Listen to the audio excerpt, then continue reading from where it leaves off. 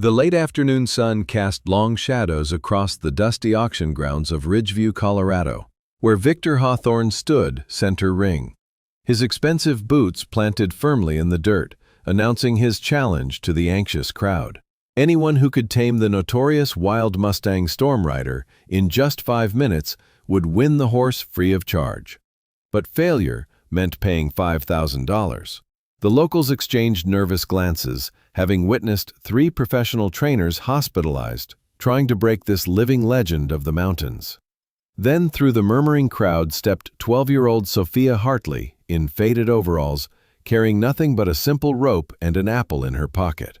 Her eyes meeting Storm Rider's wild gaze with a quiet understanding no one else possessed. A moment that would transform not just the arrogant auctioneer's bet, but the future of an entire town caught between dying traditions and the unexpected wisdom of a child who knew that some spirits are not meant to be broken, only understood.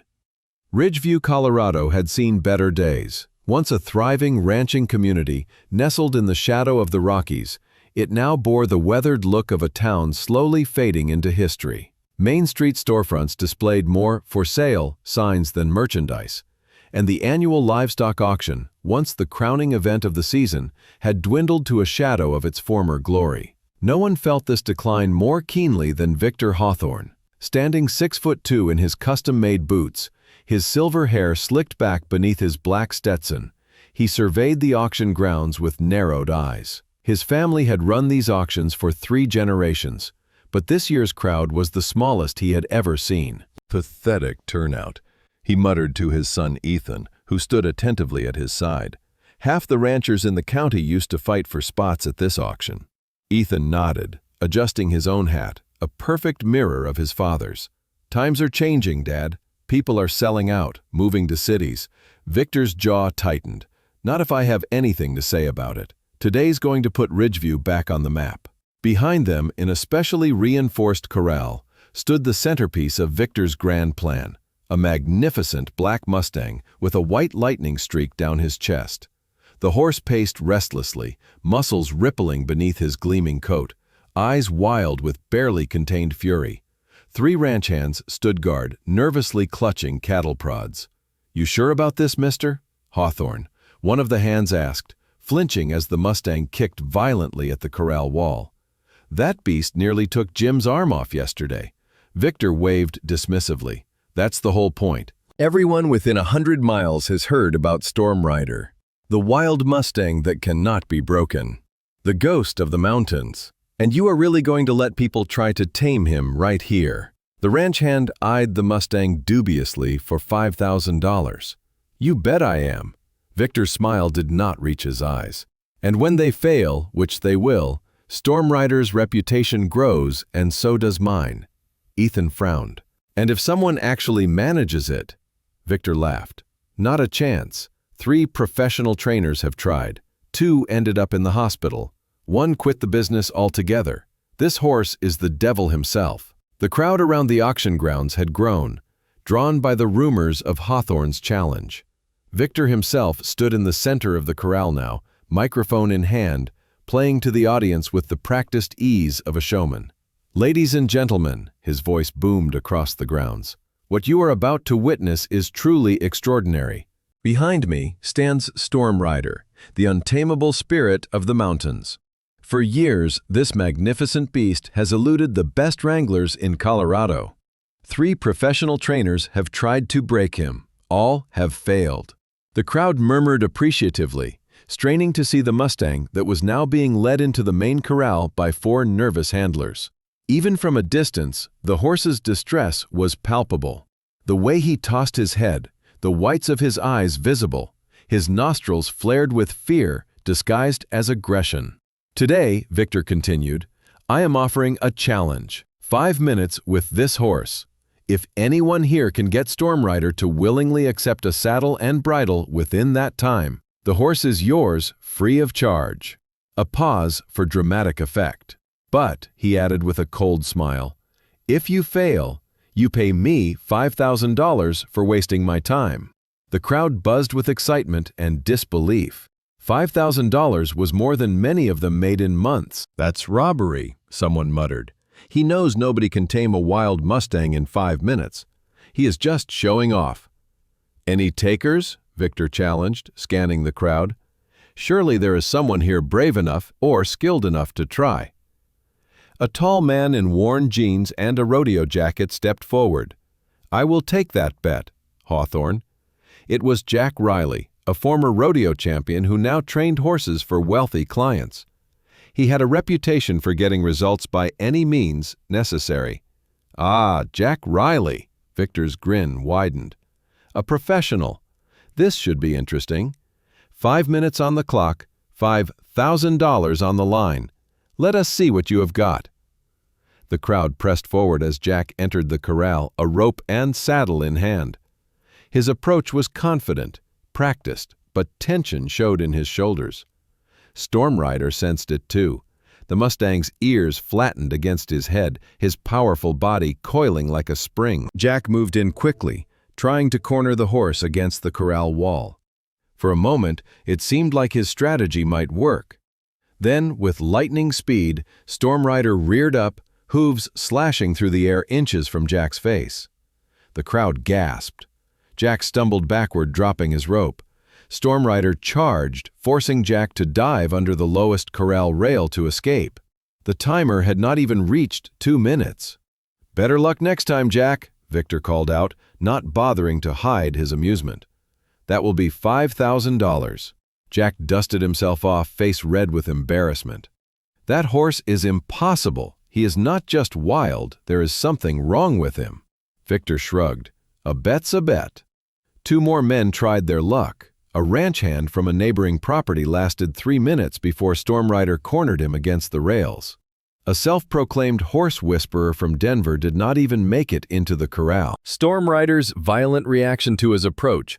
"Yes, sir. Sophia, number." Eleanor pushed forward, grabbing her granddaughter's shoulder. "This is ridiculous. That horse is dangerous." Victor's grin widened. "Listen to your grandmother, little girl. This is not some gentle riding pony. This beast has nearly killed men 3 times your size." "I just want to try," Sophia said quietly. "I will not get hurt." "Sophia Hartley." Eleanor's voice was sharp with fear. "We are leaving, now." Victor stepped closer, his tall frame looming over them both. Now, Eleanor. Let the girl try, if she wants. Who knows, maybe she inherited her mother's famous touch." The casual cruelty in his voice made Eleanor stiffen. "You are not risking my granddaughter for your entertainment, Victor." "It is not entertainment, it is business." His voice hardened. "And speaking of business, I understand you had another meeting with Harold Finch today. 3rd late payment this year, was it?" Eleanor's face paled. Sophia looked between them, suddenly understanding the deeper currents beneath this exchange. "What if we change the terms?" Sophia suggested, her young voice surprisingly steady. "If I cannot tame Storm Rider, you do not get any money because we do not have it. But if I can, we get the horse and you forgive 1 month of Grandma's mortgage payment." A murmur ran through the crowd. Victor's eyes narrowed, calculating. "Sophia," Eleanor protested. "This is not interesting proposition," Victor cut in, ignoring Eleanor. "Considering the bank that holds your mortgage is a major sponsor of my auctions," he pretended to consider, though his eyes gleamed with anticipation. "All right, deal. You get 5 minutes, just like everyone else. You fail, no penalty since you are just a child. You succeed, which you will not. You get the horse and 1 month's relief on your mortgage." He turned to the crowd, playing to them. "What do you say, folks? Should we let young Miss Hartley try her luck with the devil horse?" The response was immediate and enthusiastic. The prospect of seeing the arrogant Victor Hawthorne potentially lose his bet to a child was too delicious to pass up. "Victor, please," Eleanor pleaded, her voice low. "She is just a little girl who just made a bet," he replied coldly. "Unless she is backing out." Sophia met his gaze. "I am not backing out." She turned to her grandmother, gently removing Eleanor's hand from her shoulder. "It will be okay, Grandma, I promise." Then, before anyone could stop her, Sophia Hartley walked toward the corral gate, where Storm Rider paced in agitated circles, the late afternoon sun glinting off his midnight coat, his destiny about to collide with hers in ways that would change everything in Ridgeview. The crowd fell silent as Sophia approached the corral gate. Even Victor Hawthorne's confident smirk faltered slightly as he watched the small figure in faded overalls. Dr. Ellis pushed through the crowd to stand beside Eleanor, his weathered face etched with concern. "She should not be doing this, Eleanor," he whispered. "You think I do not know that?" Eleanor's voice trembled. "But you know Sophia when she gets that look in her eye, just like her mother." Inside the corral, Stormrider pawed at the ground, nostrils flared, eyes rolling. The ranch hands exchanged nervous glances, cattle prods at the ready. Victor gestured impatiently for them to open the gate. 5 minutes, he reminded Sophia, his voice carrying an edge of anticipation. "The clock starts when you step inside." Sophia nodded, taking a deep breath. As the gate swung open, she removed her cap, letting her auburn hair fall loose around her shoulders. Then, to everyone's surprise, she pulled a worn harmonica from her pocket. "What is she doing?" someone in the crowd whispered. "Making a fool of herself," Ethan Hawthorne replied with a snicker. Sophia stepped into the corral slowly, deliberately. The gate clanged shut behind her. Victor started the timer with a theatrical flourish, and the crowd collectively held its breath.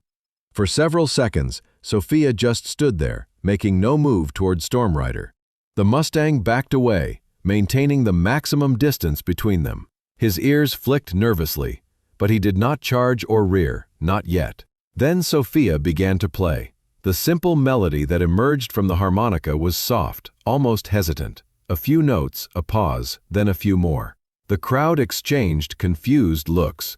This was not how you approached a wild horse. This was not how you tamed anything. But Eleanor recognized the tune immediately. It was an old lullaby Isabella used to play for Sophia when she was small. The same melody she had used to calm nervous horses. Stormrider's ears swiveled forward, his frantic pacing slowing. Sophia continued playing, her small fingers moving deftly across the harmonica. After a minute of the gentle music, she lowered the instrument and took a single step forward. Stormrider snorted, pawing the ground again, but he did not retreat. "Look at that, Doctor," Ellis murmured. "He is curious." Victor checked his watch ostentatiously. 3 minutes left. She has not even touched him. Sophia took another careful step, then another. She had pocketed the harmonica and now held out an empty hand, palm up. Her lips were moving, though no one could hear what she was saying. "She is talking to him," Eleanor said softly, "just like Isabella used to." 2 minutes remained on the clock. Sophia was now halfway across the corral, still moving with that same deliberate slowness. Stormrider stood his ground, watching her intently, his powerful body tense but no longer trembling with fear. "She is going to get herself killed," Ethan muttered to his father. Victor did not respond. His eyes were fixed on the scene unfolding before him, his confident smirk gradually giving way to confusion. When Sophia was about 10 feet from Stormrider, she stopped and slowly reached into her pocket. The crowd gasped, fearing a sudden movement might trigger the Mustang's flight response.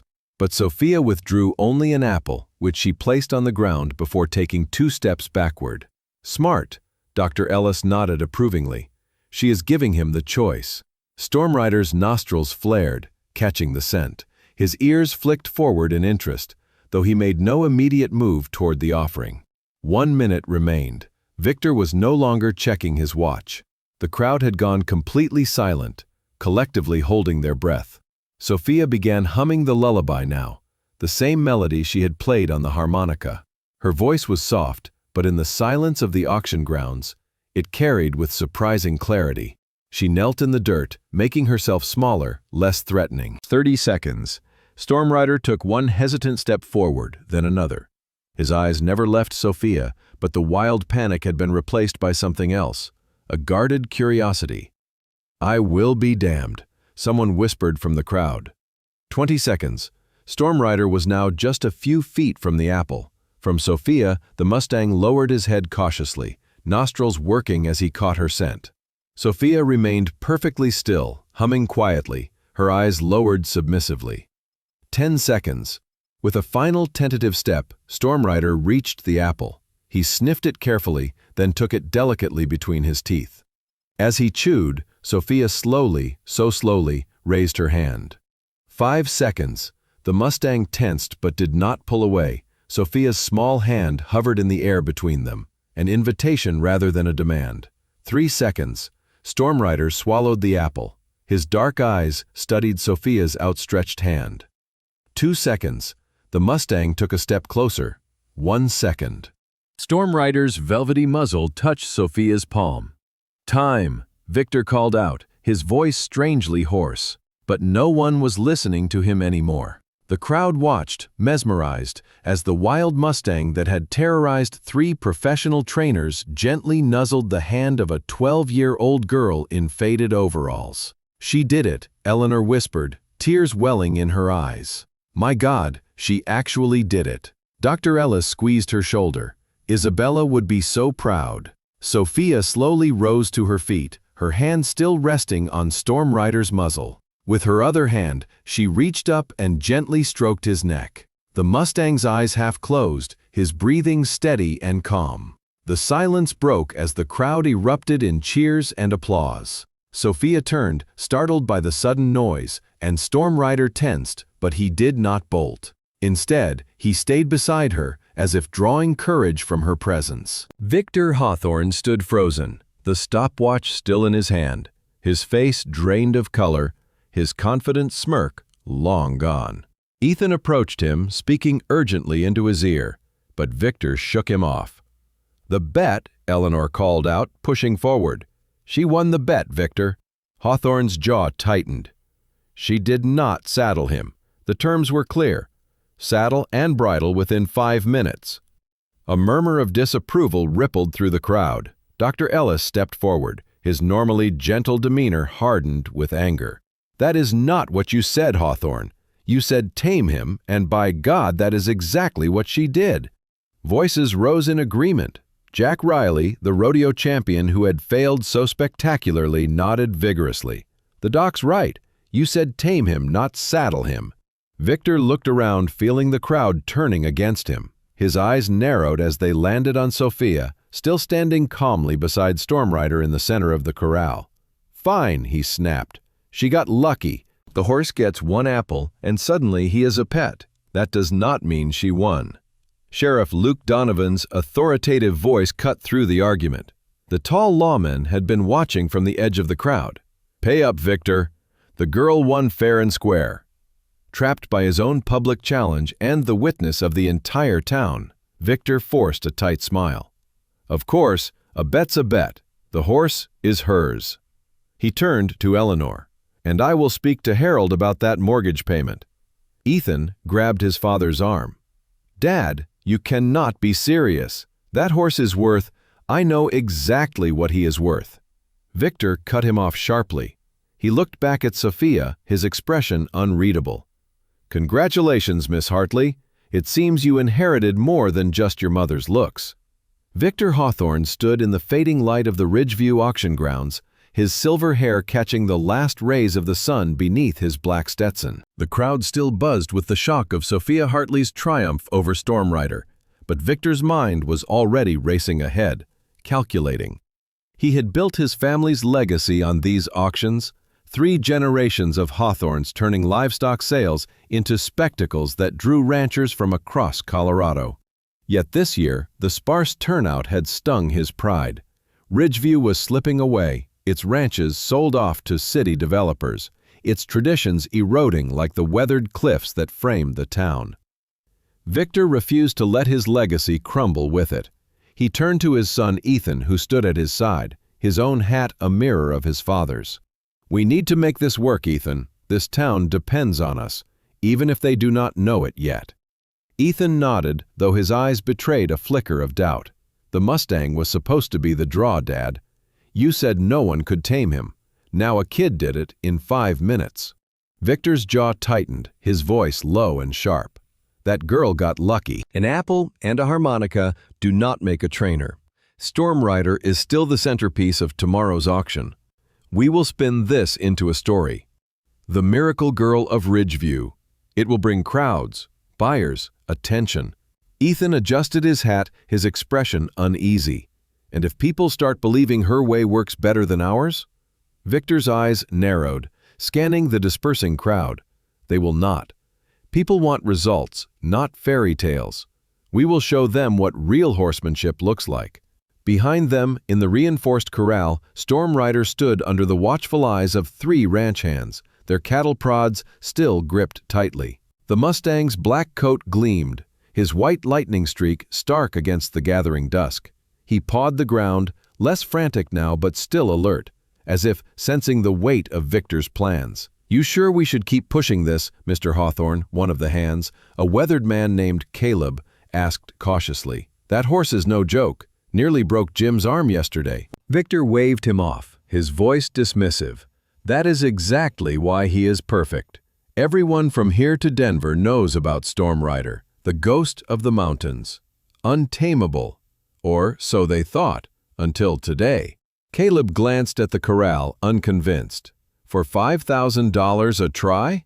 Seems like you are betting against yourself." Victor's smile was cold, his eyes glinting with calculation.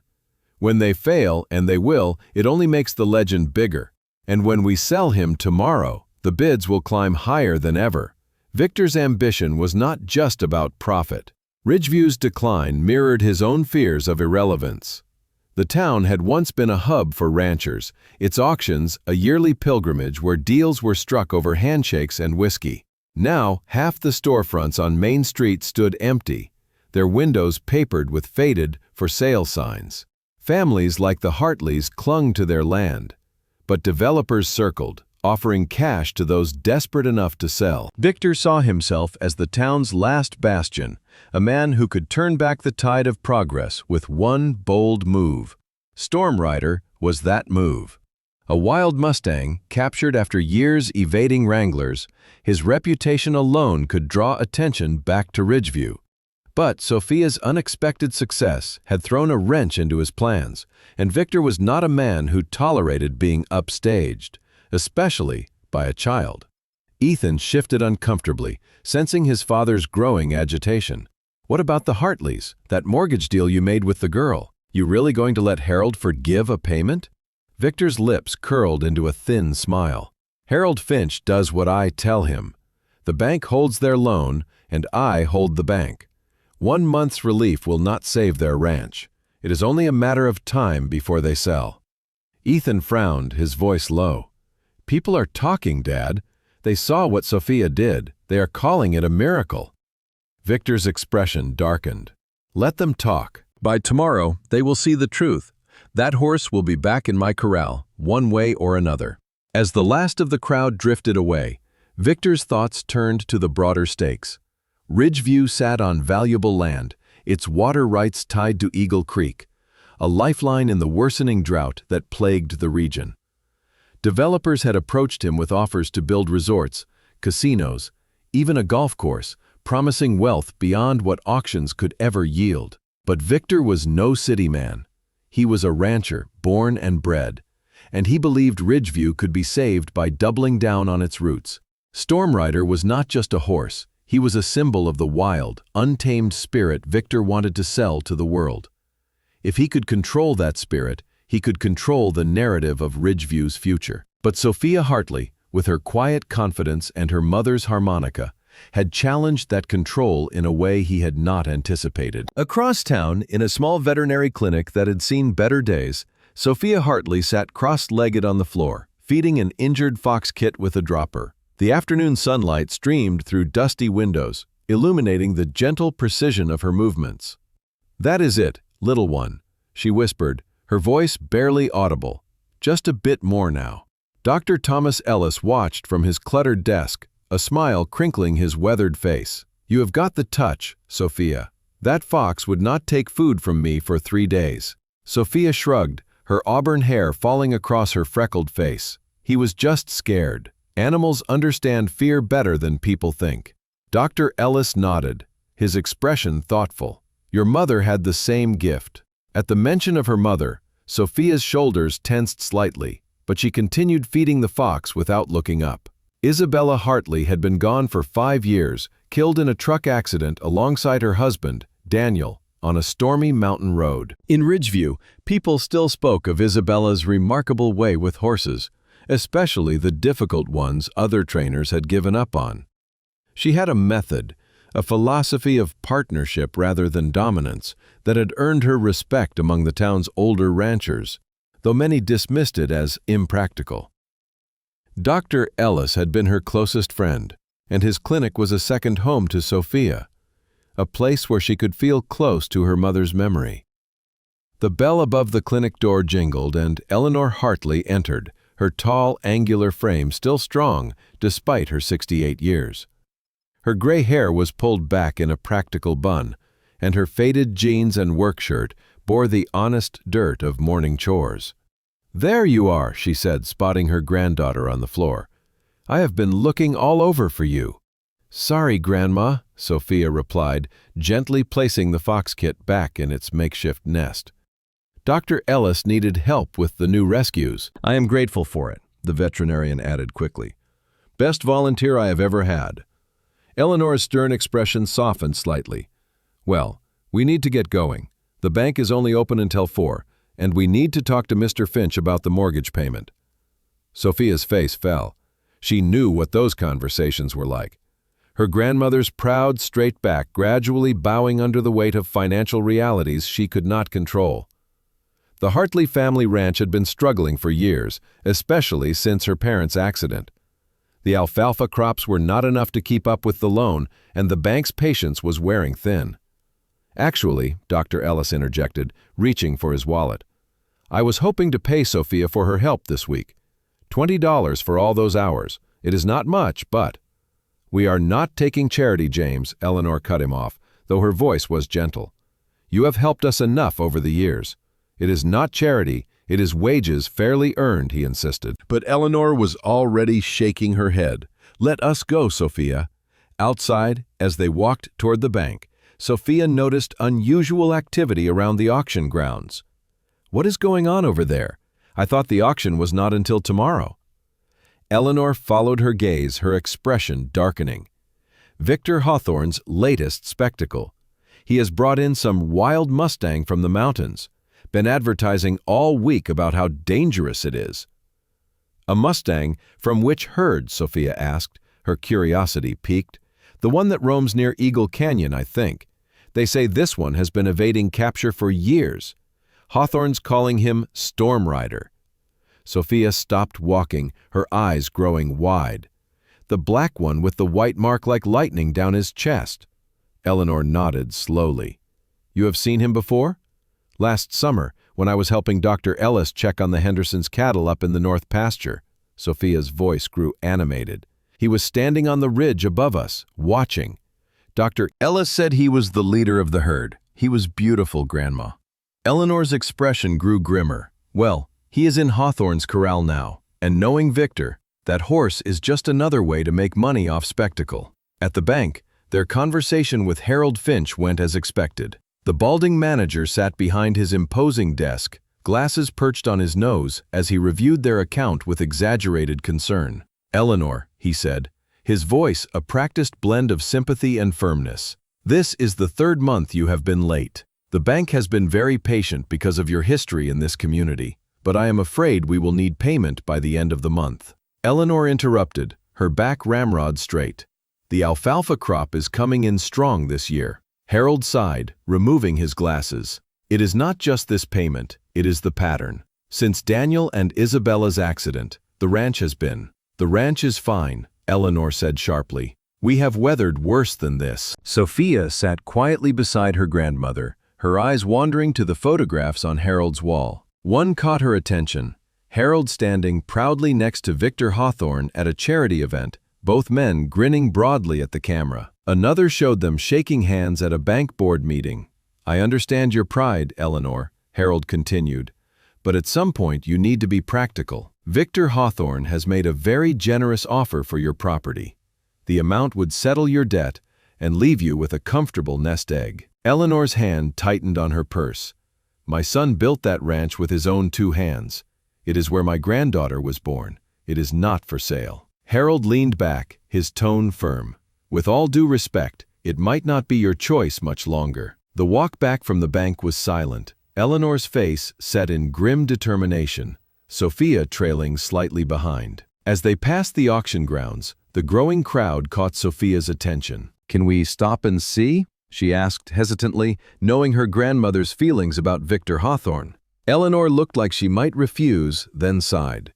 "Just for a minute, then we need to get back to finish the evening chores." As they approached, Victor's voice echoed over the loudspeakers, his charisma commanding the crowd's attention.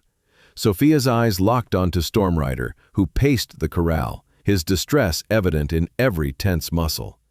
Something about his movements, the particular way he held his head, sparked a memory. She had seen him before, not just as a distant figure on a ridge, but as a symbol of freedom her mother had once described.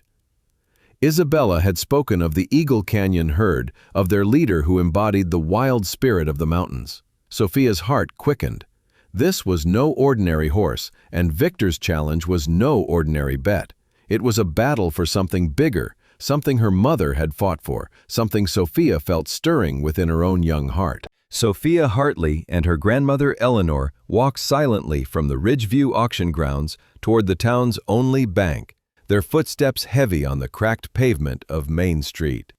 The late afternoon air carried the scent of dust and distant hay, but Sophia's mind was on the corral, on Stormrider's wild eyes and the arrogant challenge Victor Hawthorne had issued.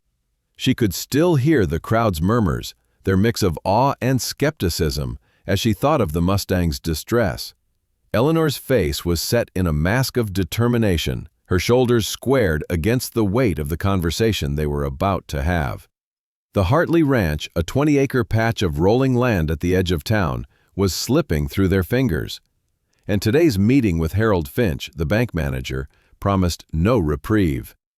Sophia glanced at her grandmother, noticing the faint tremble in her hands, a rare crack in Eleanor's stoic resolve. Inside the bank, the air was cool and sterile, a stark contrast to the dusty heat outside. Harold Finch sat behind an imposing oak desk, his balding head gleaming under fluorescent lights, glasses perched low on his nose. He greeted them with a practiced smile, gesturing to two chairs opposite him.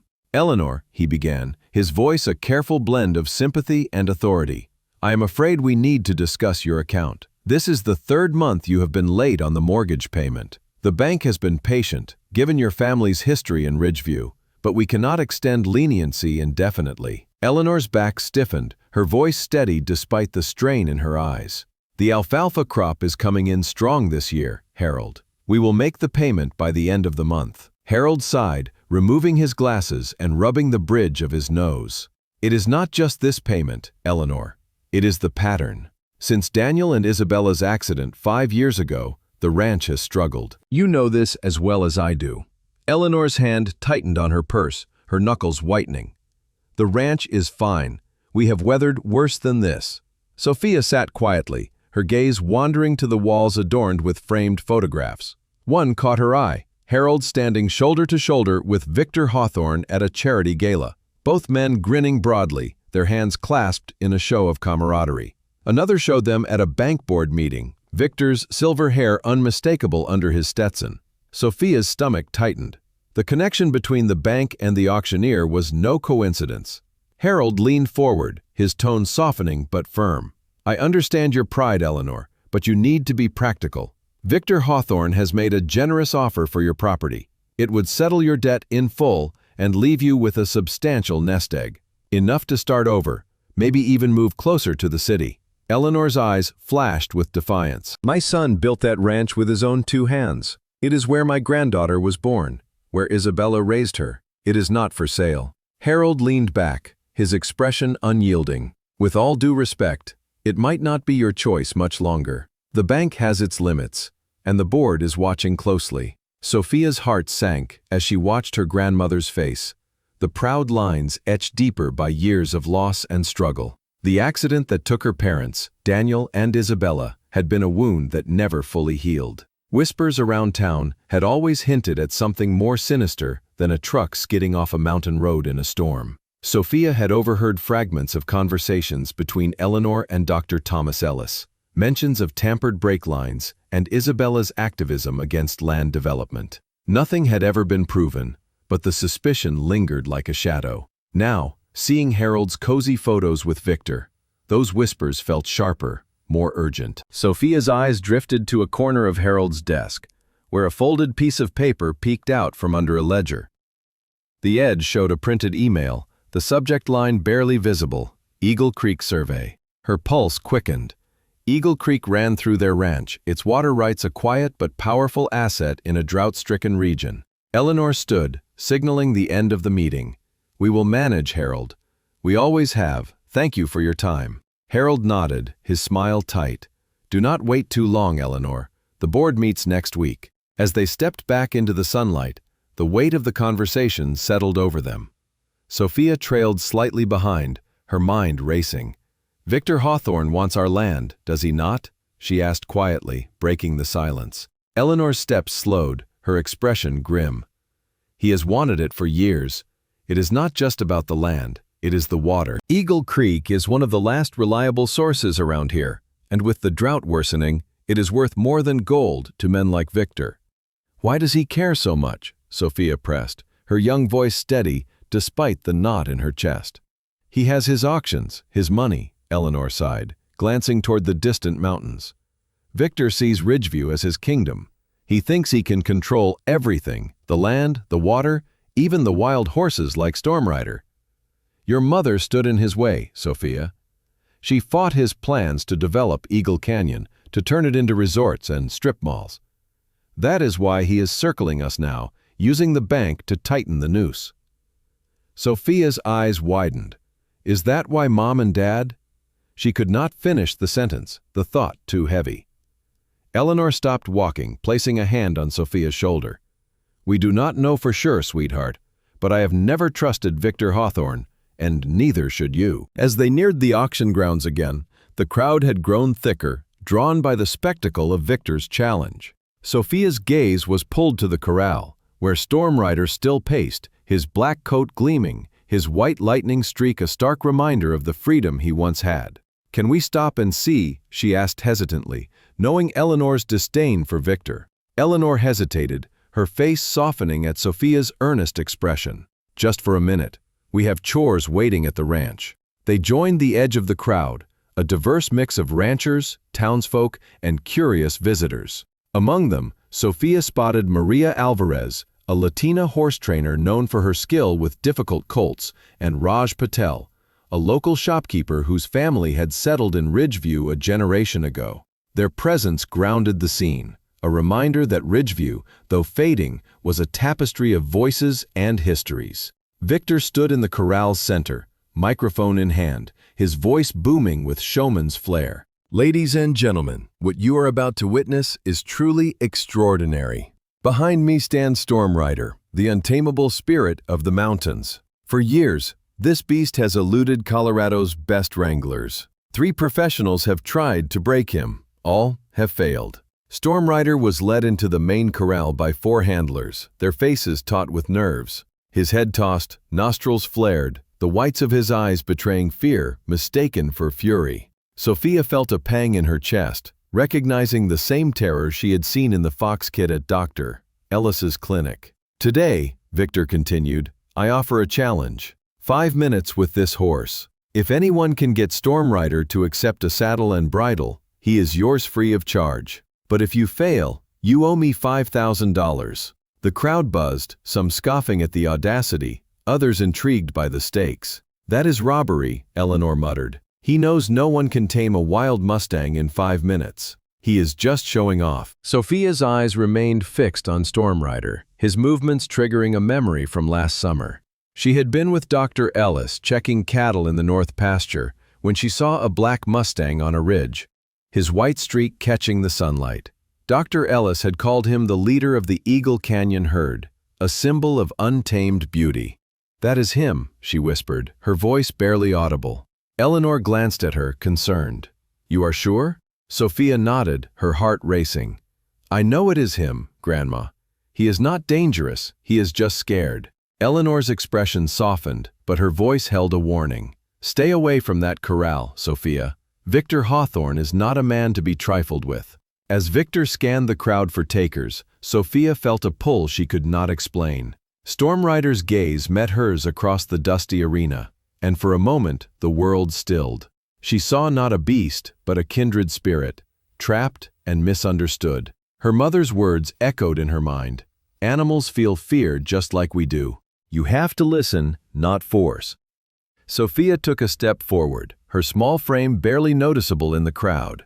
I will try, she said, her voice soft but clear, cutting through the murmurs like a bell. Heads turned, eyes widening at the sight of the 12-year-old in faded overalls. Victor's eyebrows shot up, his mocking grin spreading. Well, we have a volunteer. Eleanor Hartley's granddaughter, Isabella's girl. Eleanor grabbed Sophia's shoulder, her voice sharp with fear. Sophia, number. This is ridiculous. That horse is dangerous. Victor's grin widened. Listen to your grandmother, little girl. This is no pony. This beast has nearly killed men 3 times your size. Sophia lifted her chin, her auburn hair catching the fading light. I just want to try. I will not get hurt. Eleanor's voice trembled. We are leaving now. Victor stepped closer, his tall frame looming. Now, Eleanor, let the girl try if she wants. Maybe she inherited her mother's touch. His tone dripped with condescension, making Eleanor stiffen. You are not risking my granddaughter for your entertainment, Victor. It is business, he replied coldly. And speaking of business, I hear you met with Harold today. 3rd late payment, was it? Sophia's eyes darted between them, the pieces falling into place. Victor's influence over the bank, his desire for their land, his use of Stormrider as a pawn, it was all connected. What if we change the terms, she said, her voice steady despite her racing heart. If I cannot tame Stormrider, you get no money because we do not have it. But if I can, we get the horse and you forgive 1 month of Grandma's mortgage payment. A murmur rippled through the crowd. Victor's eyes narrowed, calculating. Eleanor protested, Sophia, no. Interesting proposition, Victor cut in, ignoring her. The bank sponsors my auctions, so I can make that deal. 5 minutes. You fail, no penalty since you are a child. You succeed, which you will not, you get the horse and 1 month's relief. He turned to the crowd, arms wide. What do you say, folks? Should we let Miss Hartley try her luck with the devil horse? The crowd roared, their excitement palpable, eager to see the arrogant auctioneer humbled by a child. The Ridgeview auction grounds buzzed with tension as the late afternoon sun dipped lower, casting jagged shadows across the dusty corral. Victor Hawthorne stood at the center, his black Stetson tilted back, his voice booming through the microphone with a showman's confidence. Ladies and gentlemen, he declared, today you witness history. Behind me stands Stormrider, the untamable Mustang, the ghost of the mountains. For years, this beast has defied Colorado's finest wranglers. 3 professionals have tried to break him. All have failed. The crowd, a mix of weathered ranchers, curious townsfolk, and a few wide-eyed visitors from neighboring counties, leaned forward, straining to see the black Mustang with the white lightning streak down his chest. Stormrider paced the reinforced corral, his muscles taut, his nostrils flaring, his eyes wild with a fear that looked like fury to the untrained eye. Victor's challenge hung in the air like a storm cloud. 5 minutes to tame Stormrider, to make him accept a saddle and bridle. Success meant winning the horse free. Failure meant paying $5,000. The stakes were steep, more than most in Ridgeview could afford in months. That is robbery, a grizzled rancher muttered, shaking his head. He knows no one can do it in 5 minutes. He is just showing off. Sophia Hartley stood at the edge of the crowd beside her grandmother Eleanor, her small frame tense, her auburn hair catching the fading light. She watched Stormrider's restless pacing, her heart aching at his distress. She had seen him last summer, standing proud on a ridge above Eagle Canyon, the leader of his herd. Now, trapped in Victor's corral, he was a spectacle, a pawn in a game of pride and profit. Any takers, Victor called, scanning the crowd with a mocking grin. Surely there is someone brave enough, skilled enough, to try. A murmur rippled through the onlookers, but no one stepped forward. The memory of 3 hospitalized trainers loomed large. Then a tall figure pushed through, his worn jeans and rodeo jacket marking him as a man of experience. "I will take that bet, Hawthorne," he said, his voice steady. It was Jack Riley, a former rodeo champion turned trainer for wealthy clients, known for his ruthless methods. Victor's grin widened. Jack Riley, a professional. This should be interesting. 5 minutes on the clock, $5,000 on the line. Let us see what you have got. The crowd pressed closer as Jack entered the corral, a rope coiled in one hand, a saddle slung over his shoulder. His movements were confident, practiced, but Sophia noticed the tension in his shoulders, the slight hesitation in his step. Stormrider sensed it too. The Mustang's ears flattened, his body coiling like a spring. Jack moved quickly, trying to corner Stormrider against the corral wall. For a moment, it seemed his strategy might work. He swung the rope, aiming to loop it around the horse's neck. The crowd held its breath. Then, with lightning speed, Stormrider reared, his hooves slashing through the air inches from Jack's face. A collective gasp rose from the onlookers. Jack stumbled backward, the rope slipping from his hands. Stormrider charged, his powerful body a blur of black and white. Jack dove under the lowest rail, barely escaping as the Mustang's hooves thudded against the wood. The timer showed less than 2 minutes. "Better luck next time, Jack," Victor called, his amusement barely concealed. "That will be $5,000. Jack dusted himself off, his face flushed with embarrassment. "That horse is impossible," he spat. "He is not just wild, there is something wrong with him." Victor shrugged, his smile cold. "A bet is a bet." The crowd murmured, some shaking their heads, others whispering about Stormrider's ferocity. Sophia's fists clenched at her sides. She saw no madness in the horse, only fear, a desperate need to escape the chaos of human demands. Jack's approach had been all wrong, rooted in dominance, not understanding. Stormrider was not a beast to be conquered. He was a creature fighting for his freedom. Another man stepped forward, a burly ranch hand from a neighboring property named Amos Carter. "I will give it a go," he said gruffly, emboldened by Jack's failure, but wary. Victor nodded, resetting the timer. 5 minutes, Amos. Show us what you have got." Amos entered the corral, his heavy boots kicking up dust. He carried a lasso and a prod, his stance wide, exuding confidence. Stormrider snorted, his eyes locked on the new intruder. Amos moved slower than Jack, trying to herd the Mustang toward a corner. He twirled the lasso, his eyes narrowing. For 3 minutes, he held his own, dodging Stormrider's sudden lunges, keeping the horse at bay. The crowd cheered, sensing a shift. But Stormrider was not cornered so easily. With a sudden pivot, he charged, forcing Amos against the rails. The ranch hand raised the prod, but Stormrider spun, his hind legs kicking out. Amos ducked, scrambling to safety as the crowd gasped again. 3 minutes, Victor announced, his voice tinged with satisfaction. "That will be $5,000. A third contender, a self-proclaimed horse whisperer from Denver named Clara Vega, stepped up. She was a Latina trainer, her reputation built on calming difficult colts. But even she hesitated at the corral gate. "I will try," she said, her voice calm but firm. Victor raised an eyebrow. "Clara Vega, let us see if your reputation holds." Clara entered without a saddle, carrying only a rope, her movements slow and deliberate. But Stormrider's reaction was immediate. He reared before she could take 3 steps, his hooves pounding the ground, sending her retreating to safety. The crowd groaned, disappointed but not surprised. Clara shook her head, her face pale. "He is too far gone," she said, backing away. Victor chuckled. "Another $5,000. Sophia watched it all with growing distress. Each attempt was the same. Force, fear, a need to dominate. The men and Clara approached Stormrider as if he were a problem to be solved, not a living being with his own fears and desires. She saw the whites of his eyes, the way his body trembled, not with madness but with terror. "We should go," Eleanor said, tugging gently at Sophia's arm. "This is not right. That horse is terrified." But Sophia could not move. Her eyes locked with storm riders across the corral, and in that moment everything else faded. The Mustang went still, his gaze meeting hers, as if recognizing something no one else could see. Sophia's heart pounded. She remembered her mother Isabella's words, "Animals feel fear just like we do. You have to listen, not force." "No more takers," Victor called, his voice dripping with triumph.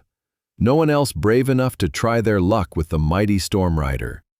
The crowd shifted, murmurs of disappointment mingling with relief. Sophia's feet moved before her mind caught up. "I will try," she said, her voice soft but clear, cutting through the noise. Heads turned, a ripple of nervous laughter spreading through the onlookers. Victor's eyebrows shot up, his face splitting into a mocking grin. "Well, well, we have a volunteer." He turned to Eleanor, whose expression was one of horror.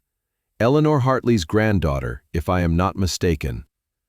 "Isabella's girl." At the mention of her mother, Sophia lifted her chin. "Yes, sir." "Sophia, no," Eleanor said, grabbing her shoulder. "This is ridiculous. That horse is dangerous." Victor's grin widened. "Listen to your grandmother, little girl. This is not some gentle pony. This beast has nearly killed men 3 times your size." "I just want to try," Sophia said quietly. "I will not get hurt." "Sophia Hartley." Eleanor's voice was sharp with fear. "We are leaving now." Victor stepped closer, his tall frame looming over them. Now, Eleanor. Let the girl try if she wants. Who knows? Maybe she inherited her mother's famous touch." His tone was cruel, taunting, making Eleanor stiffen. "You are not risking my granddaughter for your entertainment, Victor." "It is not entertainment. It is business," Victor said, his voice hardening. "And speaking of business, I understand you had another meeting with Harold Finch today. 3rd late payment this year, was it?"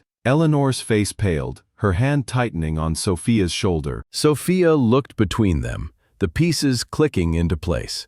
Victor's influence over the bank, his desire for their ranch, his use of Storm Rider as a tool. It was all connected to the same greed. "What if we change the terms?" Sophia said, her young voice steady despite the tremor in her chest. "If I cannot tame Storm Rider, you get no money because we do not have it. But if I can, we get the horse, and you forgive 1 month of Grandma's mortgage payment." A murmur ran through the crowd, louder now, a mix of shock and excitement. Victor's eyes narrowed, his mind calculating. "Sophia," Eleanor protested, her voice breaking, "this is not." "Interesting proposition," Victor cut in, ignoring Eleanor. "Considering the bank that holds your mortgage is a major sponsor of my auctions, I can make that deal. 5 minutes, just like everyone else. You fail, no penalty since you are a child. You succeed, which you will not, you get the horse and 1 month's relief on your mortgage." He turned to the crowd, arms wide. "What do you say, folks? Should we let young Miss Hartley try her luck with the devil horse?" The response was immediate, a roar of enthusiasm that shook the dusty air. Ranchers like Maria Alvarez and shopkeepers like Raj Patel leaned forward, their faces alight with anticipation. The prospect of seeing Victor Hawthorne, the untouchable auctioneer, humbled by a 12-year-old girl, was too compelling to resist. "Victor, please," Eleanor pleaded, her voice low, almost lost in the crowd's noise. "She is just a little girl who just made a bet," Victor replied coldly. "Unless she is backing out." Sophia met his gaze, her green eyes unwavering. "I am not backing out." She turned to Eleanor, gently removing her grandmother's hand from her shoulder. "It will be okay, Grandma, I promise." Before anyone could stop her, Sophia stepped toward the corral gate, where Storm Rider paced in agitated circles, his black coat glinting in the fading sun. The crowd fell silent, their breath held, as Dr. Thomas Ellis pushed through to stand beside Eleanor, his weathered face etched with concern.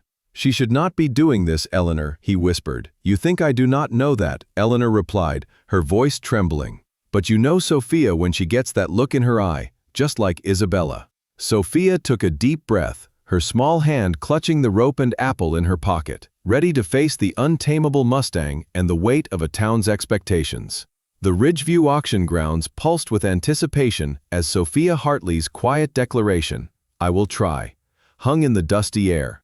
The crowd's nervous laughter faded into a tense silence, every eye fixed on the 12-year-old girl in faded overalls standing before the corral, where Stormrider, the untamable Mustang, paced with restless energy. Victor Hawthorne, his silver hair gleaming beneath his black Stetson, stood in the center of the ring, his mocking grin faltering for a moment before widening into a showman's smirk. "Well, well, we have a volunteer," he said, his voice booming through the microphone. "Eleanor Hartley's granddaughter, if I am not mistaken. Isabella's girl." The mention of Sophia's late mother sent a ripple through the crowd, many of whom remembered Isabella's gentle way with horses, a legacy now embodied in her daughter's defiant stance. Sophia lifted her chin, her auburn hair catching the late afternoon sun. "Yes, sir," she said, her voice soft but clear, cutting through the murmurs. Eleanor pushed forward, her weathered face pale with fear, grabbing Sophia's shoulder. "Sophia, no," she said, her voice sharp. "This is ridiculous. That horse is dangerous." Victor's grin grew sharper, his eyes glinting with amusement. "Listen to your grandmother, little girl. This is no gentle pony. This beast has nearly killed men 3 times your size." Sophia's green eyes met his, unwavering. "I just want to try. I will not get hurt." Eleanor's grip tightened, her voice trembling with urgency. "Sophia Hartley, we are leaving now." Victor stepped closer, his tall frame looming over them, his tone laced with condescension. Now, Eleanor, let the girl try if she wants. Who knows? Maybe she inherited her mother's famous touch." The cruelty in his words made Eleanor stiffen, her gray eyes flashing with defiance. "You're not risking my granddaughter for your entertainment, Victor." "It is not entertainment," he replied, his voice hardening. "It is business. And, speaking of business, I understand you had another meeting with Harold Finch today. 3rd late payment this year, was it?" Eleanor's face drained of color, her hand tightening on Sophia's shoulder. The crowd shifted uncomfortably, sensing the deeper currents of power and pressure at play. Sophia's mind raced, piecing together the implications. Victor's influence over the bank, his desire for their ranch, his use of Stormrider as a spectacle, it was all part of a larger game. She remembered the photograph on Harold's desk, Victor and the banker grinning together, and the email fragment about Eagle Creek. The Hartley Ranch, with its access to the creek's vital water, was more than a home. It was a prize Victor coveted. Her mother, Isabella, had fought against his plans to develop the canyon. And now Sophia felt the weight of that fight in her own small frame. She took a step forward, her voice steady despite the knot in her chest. "What if we change the terms?" she said, surprising even herself with her boldness. "If I cannot tame Stormrider, you get no money because we do not have it. But if I can, we get the horse, and you forgive 1 month of Grandma's mortgage payment." A murmur swept through the crowd, growing into a wave of excitement. Ranchers like Maria Alvarez, her weathered hands clasped tightly, and townsfolk like Raj Patel, his eyes wide with curiosity, leaned forward, captivated by the audacity of the girl's proposal. Victor's eyes narrowed, his mind calculating. "Sophia," Eleanor protested, her voice breaking. "This is not—" "Interesting proposition," Victor cut in, ignoring Eleanor's plea. "Considering the bank that holds your mortgage is a major sponsor of my auctions, I can make that deal. 5 minutes, just like everyone else. You fail, no penalty since you are a child. You succeed, which you will not, you get the horse and 1 month's relief on your mortgage." He turned to the crowd, arms wide, his showman's flair returning. "What do you say, folks? Should we let young Miss Hartley try her luck with the devil horse?" The response was a roar, a mix of cheers and gasps that shook the dusty air. Maria nodded approvingly, whispering to Raj about Isabella's legacy, while others, skeptical but intrigued, shouted encouragement. The prospect of Victor Hawthorne, the untouchable auctioneer, being humbled by a 12-year-old was too delicious to resist. "Victor, please," Eleanor pleaded, her voice low, almost drowned by the crowd's fervor. "She is just a little girl who just made a bet," Victor replied coldly. "Unless she is backing out." Sophia met his gaze, her resolve hardening. "I am not backing out." She turned to Eleanor, gently removing her grandmother's hand from her shoulder. "It will be okay, Grandma, I promise." Eleanor's eyes welled with tears, but she stepped back, her trust in Sophia warring with her fear. Dr. Thomas Ellis pushed through the crowd to stand beside her, his weathered face etched with concern. "She should not be doing this, Eleanor," he whispered. "You think I do not know that?" Eleanor replied, her voice trembling. "But you know Sophia when she gets that look in her eye, just like Isabella." Sophia took a deep breath, her small hand clutching the rope and apple in her pocket, and stepped toward the corral gate. Storm Rider paced in agitated circles, his black coat glinting, his white lightning streak, a stark contrast against the fading light. The crowd fell silent, their breath held as the gate creaked open. Victor gestured impatiently to the ranch hands, who stood nervously with cattle prods at the ready. 5 minutes, he reminded Sophia, his voice carrying an edge of anticipation.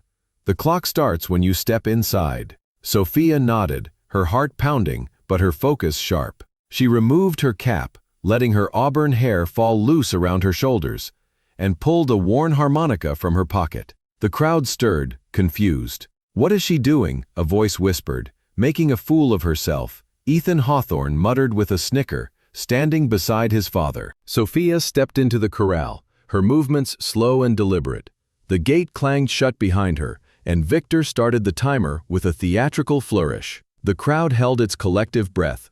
For several seconds, Sophia stood still, making no move toward Storm Rider. The Mustang backed away, maintaining maximum distance, his ears flicking nervously, his body tense but not charging. She remembered her mother's lessons.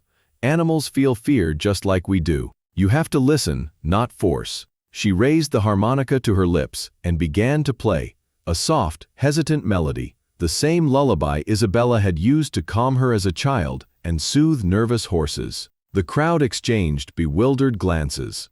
This was not how you tamed a wild horse. But Eleanor recognized the tune, her eyes softening with memory. Storm Rider's ears swiveled forward, his frantic pacing slowing. Sophia continued, her small fingers moving deftly across the harmonica. After a minute, she lowered it and took a single step forward. Storm Rider snorted, pawing the ground, but he did not retreat. "Look at that, Doctor," Ellis murmured to Eleanor. "He is curious." Victor checked his watch ostentatiously. 3 minutes left. She has not even touched him. Sophia took another careful step, her hand extended, palm up, empty but inviting. Her lips moved, whispering words too soft for the crowd to hear. "She is talking to him," Eleanor said, her voice thick with emotion. "Just like Isabella." 2 minutes remained. Sophia was halfway across the corral, moving with deliberate slowness. Storm Rider stood his ground, his powerful body tense but no longer trembling with fear. "She is going to get herself killed," Ethan muttered to Victor, who did not respond. His eyes fixed on the scene, his smirk fading into confusion. At 10 feet, Sophia stopped and reached into her pocket. The crowd gasped, fearing a sudden move would trigger the Mustang's flight. But she withdrew only an apple, placing it on the ground and stepping back. "Smart," Dr. Ellis said, nodding. "She is giving him the choice." Storm Rider's nostrils flared, catching the scent. His ears flicked forward, but he hesitated. 1 minute left. Victor's hands clenched around the stopwatch. Sophia began humming the lullaby, her voice soft but clear in the silent corral. She knelt, making herself smaller, less threatening. 30 seconds. Storm Rider took a hesitant step, then another, his eyes never leaving her. The wild panic in his gaze softened into guarded curiosity. 20 seconds. He was now a few feet from the apple, his head lowering cautiously. Sophia remained still, her humming steady, her eyes lowered submissively. 10 seconds. Storm Rider reached the apple, sniffed it, and took it delicately between his teeth. As he chewed, Sophia slowly raised her hand. 5 seconds. The Mustang tensed but did not pull away. 3 seconds. His dark eyes studied her outstretched hand. 2 seconds. He stepped closer. 1 second. His velvety muzzle touched her palm. "Time," Victor called, his voice hoarse, but no one listened. The crowd watched, mesmerized, as the Mustang that had terrorized 3 professionals nuzzled Sophia's hand. "She did it," Eleanor whispered, tears streaming down her face. "My God, she did it." Dr. Ellis squeezed her shoulder. "Isabella would be so proud." The crowd erupted in cheers, the sound shaking the corral. Sophia rose, her hand still on Stormrider's muzzle, and stroked his neck. The Mustang's eyes half closed, his breathing calm. Victor stood frozen, his face pale, the stopwatch forgotten in his hand. The Ridgeview auction grounds stood silent for a heartbeat as Stormrider's velvety muzzle rested in Sophia Hartley's outstretched palm. The wild Mustang, feared for hospitalizing 3 professional trainers, stood calm under the touch of a 12-year-old girl in faded overalls. The crowd, a mix of ranchers like Maria Alvarez and townsfolk like Raj Patel, erupted into cheers, their applause shaking the dusty air. Sophia's auburn hair glowed in the fading sunlight, her green eyes wide with quiet triumph as she stroked Stormrider's sleek neck. The horse's breathing steadied, his dark eyes half closed, as if drawing peace from her presence. Eleanor Hartley, standing at the corral's edge, wiped tears from her weathered cheeks, her voice barely a whisper. She did it. My God, she actually did it. Dr. Thomas Ellis, beside her, squeezed her shoulder, his own eyes bright with emotion. Isabella would be so proud. Victor Hawthorne stood frozen in the center of the ring, the stopwatch dangling uselessly in his hand, his silver hair stark beneath his black Stetson. His confident smirk had vanished, replaced by a pale, tight-lipped expression of disbelief. His son Ethan approached, whispering urgently, but Victor shook him off, his jaw clenched. "The bet," Eleanor called, pushing through the crowd, her voice firm despite her tears. "She won the bet, Victor. The terms were clear. Tame Stormrider in 5 minutes." And Sophia had done so, not with force, but with a harmonica's lullaby and an apple's gentle offering. Victor's eyes narrowed, landing on Sophia and the Mustang still standing calmly in the corral. "She did not saddle him," he snapped, his voice sharp with defiance. The terms were saddle and bridle within 5 minutes. A murmur of disapproval rippled through the crowd. Dr. Ellis stepped forward, his normally gentle demeanor hardening. "That is not what you said, Hawthorne. You said tame him, and by God, that is exactly what she did." Voices rose in agreement, Maria Alvarez nodding vigorously, her weathered hands clapping. "The doc is right," called Jack Riley, the rodeo champion who had failed so spectacularly earlier. "You said tame him, not saddle him." The crowd's sentiment turned against Victor, their cheers for Sophia growing louder, a collective rebuke of his arrogance. Sheriff Luke Donovan's authoritative voice cut through the noise. The tall lawman, who had been watching from the sidelines, stepped forward, his badge glinting in the dusk. "Pay up, Victor." The girl won fair and square. Trapped by his own public challenge and the witness of Ridgeview's diverse community, Victor forced a tight smile, his eyes cold. Of course, a bet is a bet. The horse is hers. He turned to Eleanor, his voice clipped. "And I will speak to Harold about that mortgage payment." Ethan grabbed his father's arm, his face flushed with frustration. "Dad, you cannot be serious. That horse is worth thousands." "I know exactly what he is worth," Victor cut off sharply, his gaze returning to Sophia. "Congratulations, Miss Hartley. It seems you inherited more than just your mother's looks." Sophia barely heard the exchange, her world narrowed to the magnificent creature beside her. Stormrider's warm breath brushed her hand, his muzzle nudging her shoulder gently. "Hello, Stormrider," she whispered, her voice soft but firm. "I am Sophia." The Mustang nickered, a low sound that felt like a response, his body relaxed in a way no one had seen before. The ranch hands approached cautiously with a lead rope, their cattle prods lowered, but Sophia waved them away. She turned to face Stormrider, looking into his dark eyes. "We are going home now," she said. "I need you to follow me. Can you do that?" As if understanding, Stormrider lowered his head slightly, his ears flicking forward. Sophia turned and walked slowly toward the corral gate, her steps deliberate, her heart pounding with a mix of awe and responsibility. After a moment's hesitation, Stormrider followed, matching his pace to hers, his hooves kicking up small clouds of dust. The crowd parted in awe, their cheers softening into murmurs of wonder as Sophia led the Mustang without a rope, without a bridle, with nothing but the invisible bond formed in those 5 miraculous minutes. Maria Alvarez wiped her eyes, whispering to Raj Patel about the girl's gift, while others, from young families to grizzled ranchers, followed the procession, eager to witness this unprecedented moment. Eleanor stood waiting at the gate, tears streaming unashamedly down her face. Dr. Ellis remained beside her, his expression one of quiet pride. "Grandma," Sophia said, her face glowing with triumph, "this is Storm Rider. He is coming home with us."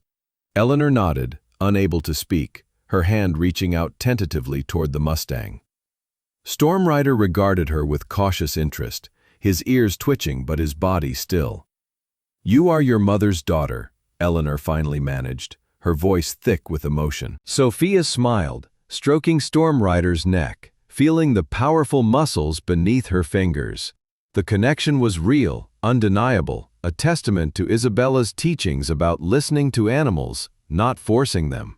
Victor watched from a distance, his face a mask of controlled fury. Ethan stood beside him, seething visibly. "This is not over," Ethan muttered, his voice low. "That horse was supposed to be the centerpiece of tomorrow's auction. You promised buyers would bid thousands." "Shut up," Victor hissed, his eyes never leaving Sophia and Storm Rider. "Not here." Edith Montgomery, Ridgeview's most dedicated gossip, sidled up to them, her thin lips curved in a satisfied smile. "Well, Victor, it seems your big event did not quite go as planned." Victor forced a chuckle, his composure strained. "On the contrary, Edith, people will be talking about this for years. You cannot buy that kind of publicity." Edith's eyes gleamed with malice. "Indeed. The great Victor Hawthorne, outsmarted by a little girl. They will certainly be talking about that." As Edith walked away, Victor's facade cracked, a vein pulsing at his temple. He turned to Ethan, his voice low and dangerous. "I want everything on the Hartleys. The ranch, the financials, everything. That girl just cost us a lot more than a horse." Ethan nodded, pulling out his phone, his fingers already typing. "What about tomorrow's auction?" he asked. Victor straightened his hat, his composure returning. "The show goes on, but now we have a new angle. The miraculous horse girl of Ridgeview. By morning, I want every newspaper and local TV station covering this story. And the horse?" His eyes narrowed. "One way or another, that horse will be back in my possession before the month is out. Count on it." The journey back to the Hartley Ranch was slow, deliberate. Sophia walked the entire way, Storm Rider following like a shadow, his steps measured, his trust in her palpable. Eleanor and Dr. Ellis drove behind in the veterinarian's old pickup truck, keeping a respectful distance. "I have never seen anything like it, Doctor," Ellis marveled, watching through the windshield as Sophia occasionally paused to let Storm Rider sniff patches of grass or investigate a roadside puddle. "It is like they have known each other forever." Eleanor nodded, her eyes fixed on her granddaughter. "Isabella would say they have. She always believed animals and people could recognize kindred spirits." The Hartley Ranch sat on 20 acres of land rolling gently toward the mountains, its white farmhouse weathered but proud, the barn roof sagging but sturdy. As they approached, Storm Rider tensed, his nostrils flaring, taking in the scents of hay, other horses, and the coming evening. "It is okay," Sophia assured him quietly, her hand resting lightly on his neck. "This is home now. You are safe here." In the small paddock beside the barn, two older horses, Clover and Max, watched the newcomer with interest. Clover, Isabella's favorite mare, whinnied the greeting. Storm Rider responded with a cautious nicker, his ears pricking forward. "That is Clover and Max," Sophia explained, as if the Mustang could understand every word. "They are very nice. You will like them." Dr. Ellis parked the truck and hurried to open the paddock gate. Sophia led Storm Rider inside, then stepped back, giving him space to explore. The Mustang moved carefully around the perimeter, pausing to exchange breaths with the other horses over the fence. "He is going to be okay, Doctor," Ellis said, standing beside Sophia. "You did something incredible today." Sophia shrugged, suddenly self-conscious. "I just talked to him like Mom used to." Dr. Ellis smiled gently. "It was a bit more than that, Sophia. You understood something about him nobody else did." "He was scared," she said simply. "Not mean, just really, really scared." Eleanor joined them, carrying a bucket of fresh water which she placed in the paddock. He is not the only one who was scared today, she said, giving Sophia a pointed look. What you did was dangerous, young lady. I know, Grandma. I am sorry if I scared you, but I knew I could do it. Eleanor sighed, her stern expression softening. Your mother used to say the same thing. She reached out to smooth Sophia's wine-tousled hair. You took 10 years off my life today, but I am proud of you. Sophia beamed, then turned back to watch Stormrider, who had settled enough to drink from the bucket, his eyes still watchful but calm. As the sky darkened, Sophia insisted on staying with Stormrider. Eleanor brought a sandwich and a thermos of hot chocolate, setting them on the fence post. 1 hour, she told her granddaughter firmly. Then you come inside. The horse will be here in the morning. Sophia nodded, her attention fixed on Stormrider, who stood in the paddock's corner, watching her without fear. When Eleanor and Dr. Ellis went inside, Sophia sat cross-legged in the dirt, just outside the Mustang's comfort zone. She pulled out her harmonica and played the lullaby again, its notes floating on the evening air. Stormrider's ears swiveled toward the sound. After a few minutes, he approached, settling on the ground a few feet away, his large body relaxed, his breathing steady. I will not let anything bad happen to you, Sophia promised between melodies. Not ever. The Mustang closed his eyes, the wild spirit at peace in the presence of a child who saw past his fear to the gentle soul beneath. The Ridgeview auction grounds faded into twilight as Sophia Hartley led Stormrider out of the corral, the Mustang's hooves kicking up soft clouds of dust with each deliberate step. The crowd's cheers still echoed, a mix of ranchers like Maria Alvarez and townsfolk like Raj Patel, their faces alight with awe at the 12-year-old's triumph. Sophia's auburn hair caught the last glimmers of sunlight, her green eyes focused on the path ahead, her small hand resting lightly on Stormrider's neck. The horse followed without a rope, without a bridle, as if bound to her by an invisible thread forged in those 5 miraculous minutes. Eleanor Hartley stood waiting at the gate, tears streaming down her weathered cheeks, her tall frame trembling with relief and pride. Dr. Thomas Ellis, beside her, nodded in quiet acknowledgement, his eyes bright with emotion. Grandma, Sophia said, her voice soft but glowing with triumph. This is Stormrider. He is coming home with us.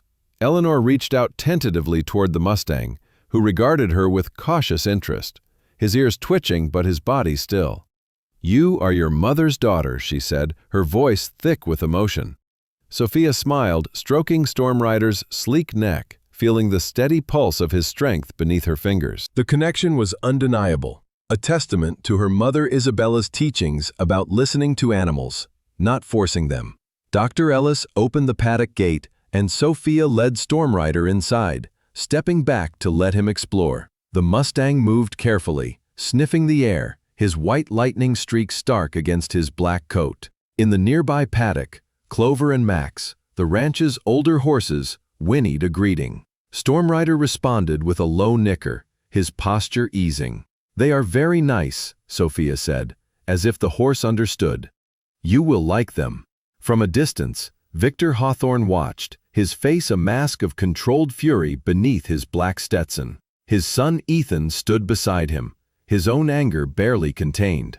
This is not over, Ethan muttered, his voice low. That horse was supposed to be the centerpiece of tomorrow's auction. You promised buyers would bid thousands. Shut up, Victor hissed, his eyes locked on Sophia and Stormrider. Not here. Edith Montgomery, Ridgeview's sharp-tongued gossip, sidled up, her thin lips curved in a satisfied smile. Well, Victor, it seems your big event did not go as planned. Victor forced a chuckle, his composure strained. On the contrary, Edith, people will be talking about this for years. You cannot buy that kind of publicity. Edith's eyes gleamed with malice. Indeed, the great Victor Hawthorne, outsmarted by a little girl. They will certainly be talking about that. As Edith walked away, Victor's facade cracked, a vein pulsing at his temple. He turned to Ethan, his voice low and dangerous. I want everything on the Hartleys. The ranch, the financials, everything. That girl just cost us a lot more than a horse. Ethan nodded, pulling out his phone, his fingers already typing. What about tomorrow's auction? He asked. Victor straightened his hat, his composure returning. The show goes on. but now we have a new angle. The miraculous horse girl of Ridgeview. By morning, I want every newspaper and local TV station covering this story. And the horse, his eyes narrowed, one way or another. That horse will be back in my possession before the month is out. Count on it. The journey back to the Hartley Ranch was slow, deliberate, a procession that drew the eyes of townsfolk along Main Street. Sophia walked the entire way, Stormrider following like a shadow.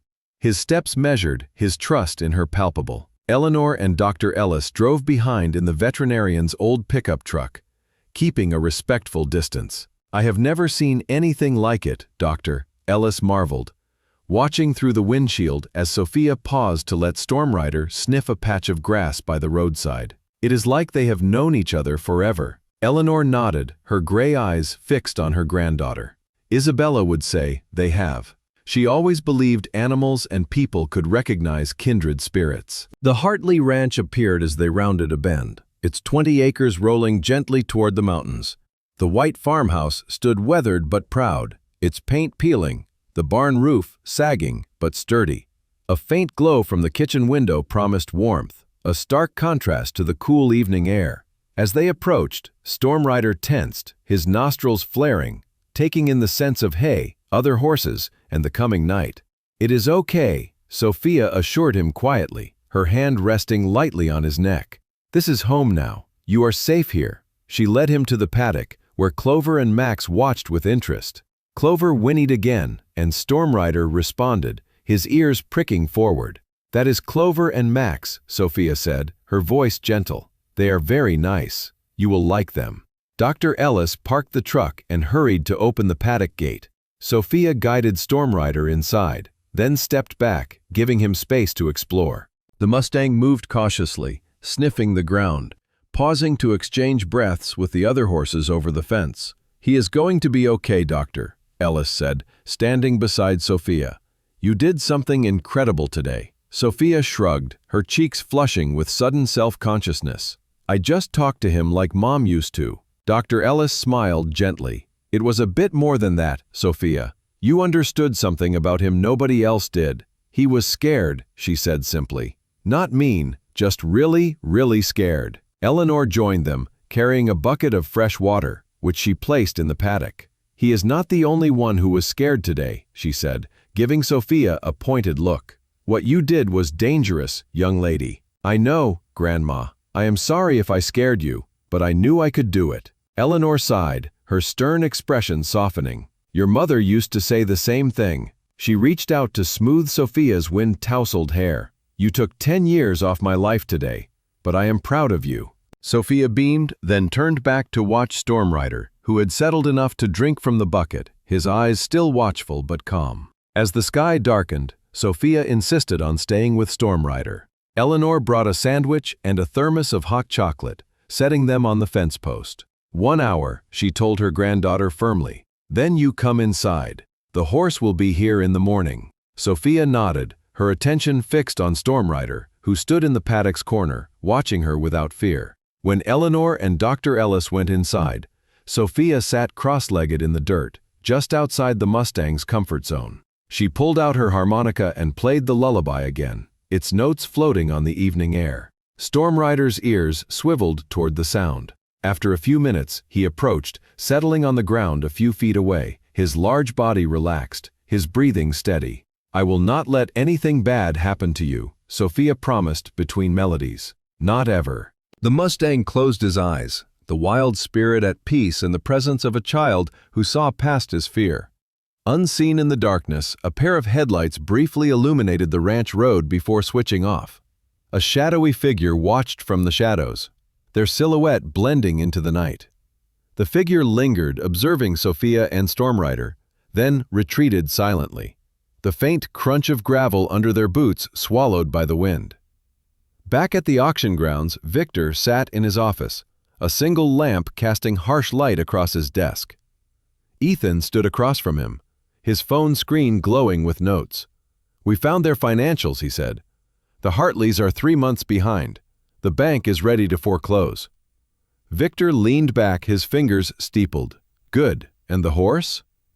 Ethan hesitated, The buyers are still interested, but after today they want guarantees. Victor's eyes gleamed. They will get them. Tomorrow, we shift the narrative. Sophia Hartley is a fluke, a child's trick. We will show Ridgeview what real horsemanship looks like. And the ranch? Ethan asked. Victor smiled coldly. By the time we are done, they will beg to sell. The Hartley Ranch glowed softly under the early morning sun. Its weathered farmhouse and sagging barn bathed in a golden light that belied the tension simmering within. Sophia Hartley, still buoyed by her triumph at the Ridgeview auction, hurried through her chores, her auburn hair tied back as she carried a water bucket, to the paddock where Storm Rider stood. The Mustang greeted her with a soft nicker trotting to the fence, his black coat gleaming, the white lightning streak down his chest catching the dawn. Sophia smiled, her green eyes bright with affection. "Good morning to you too," she said, offering an apple from her pocket. Storm Rider took it gently, his muzzle brushing her palm, a gesture of trust that felt like a promise. Eleanor Hartley watched from the kitchen window, a coffee mug warming her hands, her weathered face etched with both pride and worry. "She is up since 5, she said, as Dr. Thomas Ellis let himself in through the back door, his medical bag in hand. "Not surprising," he replied, accepting a cup of coffee. "That horse is a once-in-a-lifetime find." Eleanor's expression grew serious. "Thomas, what Victor did yesterday, it was not just about the auction, was it?" Dr. Ellis sighed, setting down his cup. "Victor Hawthorne has wanted your land for years, Eleanor. You know that." "But why? Our little ranch is not worth much compared to his holdings." "It is not about the value, Doctor," Ellis said. "It is the water rights. Eagle Creek runs through your property, and with the drought worsening, that creek is a lifeline." Eleanor moved to the window, watching Sophia talk animatedly to Storm Rider. The Mustang's ears pricked forward. "Yesterday was just the beginning," she said quietly. "Victor is not going to let this go." Outside, Sophia stroked Storm Rider's neck, her voice soothing. "Dr. Ellis is going to check you over today. Make sure you are healthy." The Mustang's ears flattened slightly at the mention of a stranger, but Sophia's touch calmed him. "He is nice," she said. "He helped me save a fox last week." The sound of an approaching vehicle broke her focus. A battered news van with the Channel 8 logo crawled up the driveway, followed by 2 cars. Sophia frowned, her heart sinking. They were not expecting visitors. Inside, Eleanor noticed the procession, her hands tightening around her mug. "What on earth?" she muttered. Dr. Ellis peered out, his expression darkening. "Looks like the press. And is that Harold Finch with them?" Eleanor's jaw set, her voice low. "Victor's doing, no doubt." A reporter, Laura Bennett, stepped out of the van, her cameraman in tow, heading straight for Sophia and Storm Rider. Harold Finch, the bank manager, emerged from the first car, straightening his tie nervously, his balding head glinting in the sun. From the second vehicle stepped Marcus Sterling, Ridgeview's wealthiest rancher and Victor's longtime rival, his weathered face impassive beneath an expensive Stetson. Storm Rider backed away from the fence, alarmed by the strangers. Sophia placed herself between the Mustang and the approaching group, her small frame tense with protective instinct. "Easy now," she murmured to the horse. "Stay with me." Laura reached them first, microphone extended, her voice bright with enthusiasm. "Sophia Hartley, Laura Bennett, Channel 8 News. We are here about the miracle at yesterday's auction. Can you tell our viewers how you tamed the untamable Mustang?" Before Sophia could respond, Eleanor appeared. Dr. Ellis close behind, her tall frame rigid with resolve. "My granddaughter is not giving interviews," Eleanor said firmly, "especially not ones orchestrated by Victor Hawthorne." Laura's professional smile dimmed slightly. "Mrs. Hartley, this is a remarkable human interest story. Your granddaughter is a local hero." "My granddaughter is 12 years old and has school in an hour," Eleanor replied, her tone unyielding. Harold Finch stepped forward, clearing his throat, his glasses slipping down his nose. "Actually, Eleanor, I am not here with the news crew. I came to discuss yesterday's agreement about the mortgage payment." Sophia's eyes narrowed, catching the nervous twitch in Harold's hands. She remembered the photograph in his office, him grinning beside Victor, and the email about Eagle Creek. Marcus Sterling approached, his confident stride contrasting Harold's unease. "And I," he announced, "am here to make an offer on that extraordinary animal." Dr. Ellis moved closer to Sophia and Stormrider, his voice firm. "The horse is not for sale, Marcus. He was won fair and square." Marcus raised an eyebrow, his gaze calculating as he studied Stormrider. "Everything has a price, Doctor. I am prepared to offer $10,000 cash." Laura gasped, her cameraman zooming in on the exchange. Eleanor's expression remained stony. "Mr. Sterling, we appreciate your interest, but as Dr. Ellis said, Stormrider is not for sale at any price." Harold fidgeted with his tie, his voice insistent. "Eleanor, be reasonable.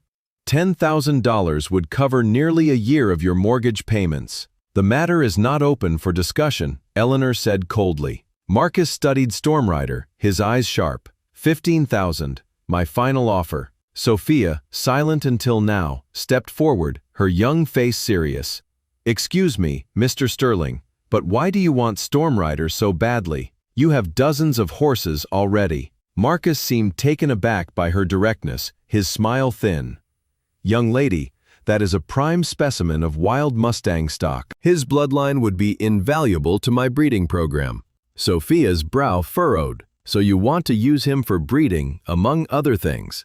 Marcus nodded, his tone patronizing. "An animal with his speed and spirit could produce championship stock." Sophia shook her head firmly. "He does not want that. He wants to be free." Marcus's smile tightened, a flicker of irritation crossing his face. "Horses do not want anything, child. They are animals, not people." Sophia met his gaze, her voice steady. "I am sorry you think that, but Stormrider stays with us." Laura edged closer, her microphone poised, clearly delighted by the drama. "So the young horse whisperer turns down $15,000 to keep her miraculous Mustang," she said, her voice carrying to the camera. "This is getting better by the minute." Eleanor placed a protective arm around Sophia's shoulders. "We have said all we are going to say. Now, if you will excuse us, my granddaughter needs to get ready for school." As they turned to leave, Harold called after them, his tone sharp. "The bank's generosity is not unlimited, Eleanor. One missed payment, and we will have to reassess the entire loan." Eleanor paused, her back stiff, but did not turn back. "I am well aware of the terms, Harold. Good day." Laura's voice followed them, her report already taking shape. And there you have it, folks, the heartwarming story of a young girl and her rescued Mustang, refusing a small fortune. This is Laura Bennett, reporting live from the Hartley Ranch in Ridgeview. Inside the farmhouse, Eleanor sank into a kitchen chair, her calm facade crumbling, her 68 years suddenly visible. "Victor is behind this," she said quietly. The news crew, Harold, even Marcus Sterling's sudden interest in a wild Mustang. Dr. Ellis nodded grimly, setting his coffee mug down. "He is turning this into a media circus and putting financial pressure on you at the same time." Sophia stood in the doorway, her young face troubled. "I am sorry, Grandma. I did not mean to cause problems." Eleanor softened, reaching for Sophia's hand. "You have not caused anything, sweetheart. This is Victor Hawthorne trying to bully us, just like he always has." "Harold said the bank board," Sophia began, her brow furrowed. Dr. Ellis nodded gently. "Harold takes orders from the board, and Victor sits on it. It is all connected." Sophia's eyes widened, processing the web of influence.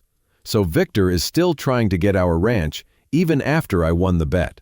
"Especially after you won the bet," Eleanor said, her voice heavy. "You embarrassed him in front of the whole town. Victor is not a man who forgets something like that." Sophia's gaze drifted to the window, where Stormrider stood in the paddock, calm and watchful. "Why does he want our land so badly?" she asked. Eleanor and Dr. Ellis exchanged a glance. "It is complicated, Sophia," Dr. Ellis said, "but it has to do with water rights and access to the mountains. Eagle Creek is a prize, and Victor wants control." Sophia nodded slowly, her mind racing. Then her expression brightened, a spark of determination in her eyes. Maybe Stormrider could help us earn money, she said. Not by selling him, she added quickly, seeing Eleanor's alarm. But what if we showed people how to work with difficult horses? Mom always said there was a better way than breaking their spirit. Dr. Ellis looked thoughtful, leaning forward. A training program.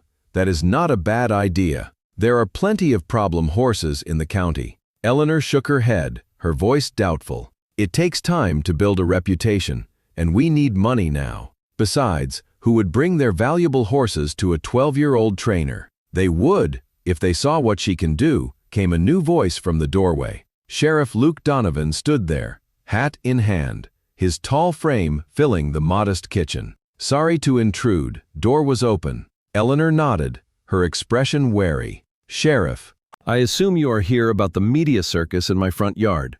Luke stepped inside, his weathered face creasing in a smile. Partially. I have asked them to clear out, private property and all. But I actually came to talk to Sophia. Sophia straightened, suddenly nervous. Am I in trouble? Not at all, Luke said, his tone warm. Quite the opposite. What you did yesterday with that Mustang was remarkable. I have never seen anything like it. The morning sun filtered through the dusty windows of the Hartley Ranch kitchen, casting a warm glow over Sophia Hartley as she sat at the table, her auburn hair tied back, her green eyes fixed on a stack of schoolbooks she could not focus on. Stormrider's triumph at the Ridgeview auction lingered in her mind. But so did the weight of Victor Hawthorne's schemes and the financial strain on her family's ranch. Eleanor Hartley stood at the sink, washing dishes with a quiet intensity. Her gray hair pulled into a practical bun, her weathered face tense with unspoken worries. The visit from the news crew, Harold Finch, and Marcus Sterling had left a shadow, a reminder that Victor's influence loomed larger than ever. Dr. Thomas Ellis, sipping coffee at the table, broke the silence. This could be good for them, Sophia, both you and Stormrider. A chance to focus on something positive. Eleanor turned, her expression skeptical. Or it could set her up for public humiliation if things go wrong. You know how unpredictable wild horses can be, Thomas, especially with Victor involved. Sophia looked up, her young face resolute. I want to do the county fair demonstration, Sheriff Luke suggested. It is a chance to show Mom's way works.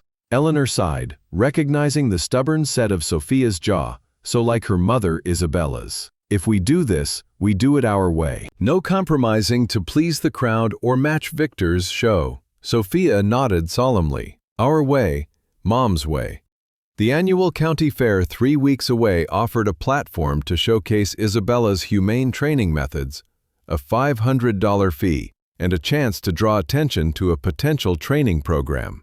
But Victor's sponsorship of the main rodeo event cast a shadow, his rivalry with Sophia now a public spectacle. Later that morning, Eleanor drove Sophia to Ridgeview Elementary, where the schoolyard buzzed with chatter about her auction feat. Inside, Sophia sat at her desk, struggling to focus on fractions, her mind drifting to Stormrider and the fair. Her teacher, Miss Elena Sanchez, a warm woman with a sharp eye, noticed her distraction. Sophia, she said during independent work time, approaching her desk. Is everything all right? You seem elsewhere today. Sophia blushed, her voice small. Sorry, Miss Sanchez. I was thinking about my new horse. Elena smiled, her dark eyes kind. I heard about your adventure at the auction. It is remarkable. Across the classroom, Billy Thompson, a lanky boy with a smirk, snickered loudly. She did not tame any Mustang. My grandpa says it was a setup. Victor let her win for publicity. Several students turned, some nodding, others glancing at Sophia uncertainly. Lily Chen, Sophia's best friend, glared at Billy. That is not true. My dad was there. Nobody could get near that horse except Sophia. Elena raised a hand for quiet. That is enough, both of you. Billy, we do not dismiss other students' accomplishments. Billy slouched, muttering, just saying what everyone knows. Sophia stared at her desk, her cheeks burning. The idea that her bond with Stormrider could be seen as a trick stung deeply. After class, Elena asked her to stay behind. Do not let Billy get to you, she said kindly. Some people struggle with others' talents. Sophia nodded, her enthusiasm dimmed. Do you think people really believe it was fake? Elena considered her words carefully. Some might. People doubt what they do not understand, but those who saw you know the truth. I am supposed to do a demonstration at the county fair, Sophia confided, her voice soft. What if everyone thinks it is a trick? Then you show them it is not, Elena replied simply. The best way to counter doubts is with results. If you can work with Stormrider at the fair like you did at the auction, no one will deny your gift. Sophia brightened slightly. That is what I want to do, show people Mom's way, how she taught me. Elena smiled warmly. Isabella would be proud of you, Sophia, so am I. The words lifted Sophia's spirits, but the doubt lingered, a seed planted by Billy's words and the town's whispers. That afternoon, Dr. Ellis picked Sophia up from school in his old pickup truck, explaining that Eleanor had gone to town for supplies. I thought we might stop by the clinic first, he said as Sophia buckled her seatbelt. I have some training books that might help with Stormrider. Sophia's eyes lit up. That would be great. Maybe you could help me plan the fair demonstration too. I would be honored, Doctor, Ellis replied, smiling. Your mother and I used to talk for hours about her methods. She had revolutionary ideas, too revolutionary for most folks around here. Sophia's face fell suddenly. Billy Thompson said the auction was fake, that Victor let me win for publicity. Dr. Ellis's hands tightened on the steering wheel. Billy is repeating his grandfather's nonsense. Mayor Thompson and Victor have been friends for years. But what if others think that too?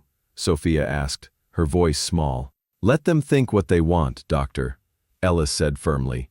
The truth reveals itself over time. As they pulled into the veterinary clinic, Sophia noticed a shiny black pickup truck parked outside. Ethan Hawthorne leaned against the clinic door, arms crossed, his hat a mirror of his father's. Dr. Ellis frowned. Wait here a moment, he told Sophia, stepping out. Clinics closed on Thursday afternoons, he said evenly to Ethan. If you have an emergency, you should have called. Ethan's smile did not reach his eyes. No emergency, Doc, just a friendly visit. His gaze shifted to Sophia in the truck. I see you have the horse whisperer with you. What do you want, Ethan, Doctor? Ellis asked, his gentle voice hardening. Just passing on a message from my father, Ethan said, his tone casual but tense. He wanted to remind you your clinic lease is up for renewal next month. Blackwood Properties owns the building, in case you forgot. Dr. Ellis's face remained impassive. I am well aware who my landlord is. Is that all? Ethan pushed off the door. Dad mentioned he is considering raising rents across his properties, economy and all. Shame if you had to downsize right when you are taking on all those rescue animals. Who would help the little girl with her strays? He nodded toward Sophia, then walked back to his truck. Have a nice day, Doc. Sophia watched from the truck, reading the tension in their body language. When Dr. Ellis returned, his face was grim. What did he want? She asked anxiously.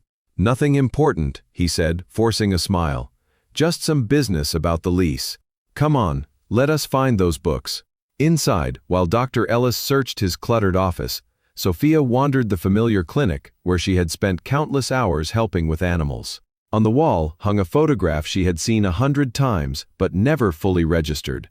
Her mother Isabella, young and radiant, standing between Dr. Ellis and Eleanor, beside a chestnut mare. That was Ember, Doctor, Ellis said, noticing her gaze. Your mother's first rescue. Everyone said that horse was dangerous, untrainable. Sound familiar? Sophia nodded, touching the frame gently. What happened to her? Ember became one of the best therapy horses in the county, Doctor, Ellis said, worked with disabled children for years. He handed Sophia a stack of worn journals. Your mother wrote her training methods here. She planned to publish them someday. Sophia took them reverently. I did not know she wrote everything down. Dr. Ellis's voice softened.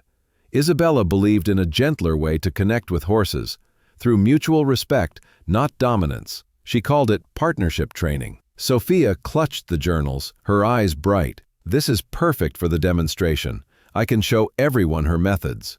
Dr. Ellis nodded, but his expression grew troubled. Be careful, Sophia. Victor did not just happen to capture Stormrider. He sought that horse specifically.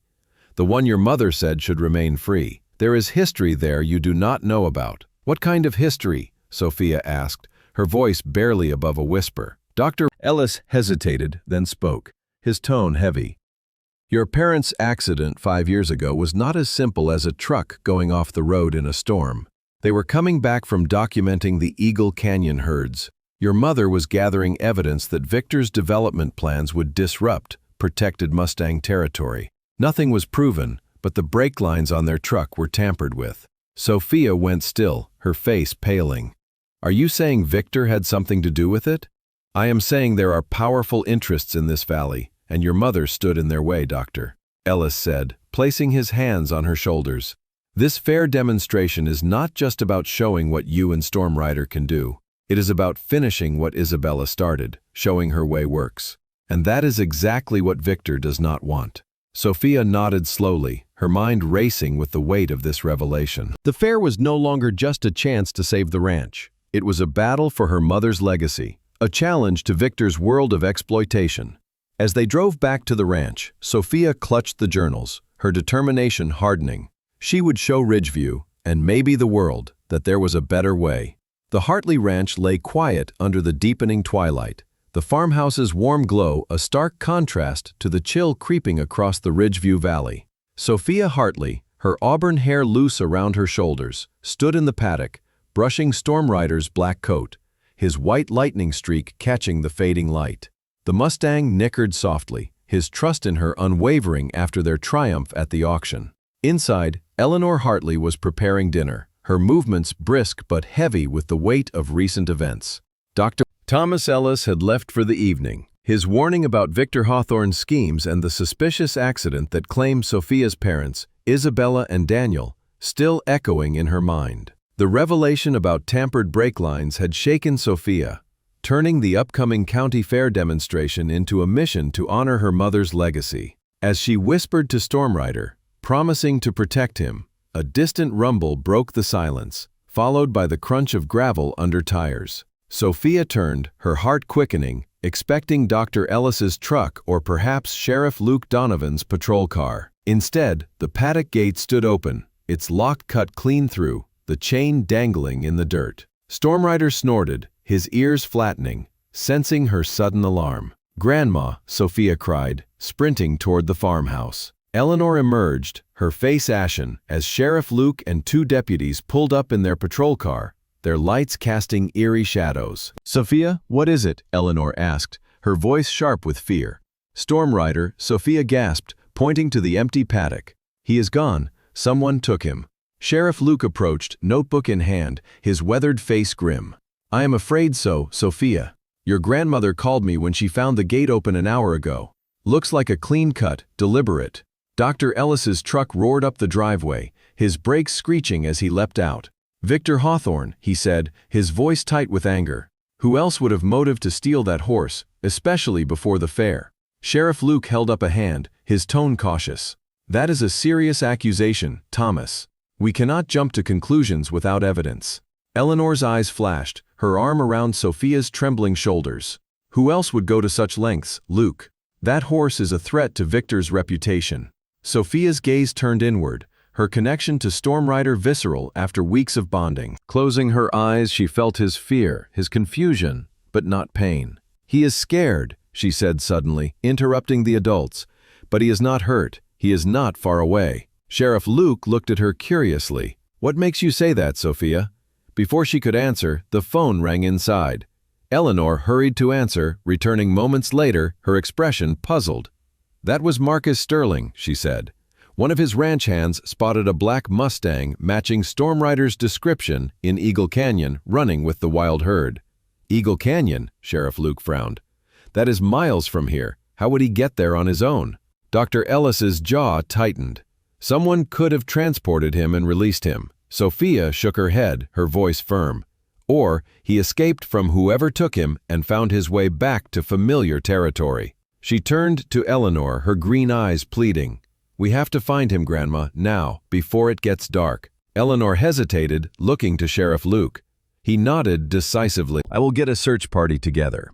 "Thomas, you know Eagle Canyon. Been treating cattle there for 20 years, Doctor." Ellis confirmed. "I know every trail." "Good," Luke said. "You guide one team, I will take another. Eleanor, you and Sophia should stay here in case he returns." "No," Sophia said, her young voice carrying a new authority. "Stormrider will not come to anyone else. If he is there, I need to be there too." Luke studied her determined expression, then nodded. "All right, but you stay with Dr. Ellis at all times. Understood?" As twilight deepened, a caravan of vehicles wound up the rocky road to Eagle Canyon, their headlights cutting through the gathering dark. Word had spread quickly through Ridgeview, and a dozen volunteers joined the search. Ranchers like Maria Alvarez, shopkeepers like Raj Patel, even Sophia's teacher, Miss Elena Sanchez. Sheriff Luke organized 3 teams, assigning Sophia, Eleanor, and Dr. Ellis to the northern sector, where the wild herd was often spotted.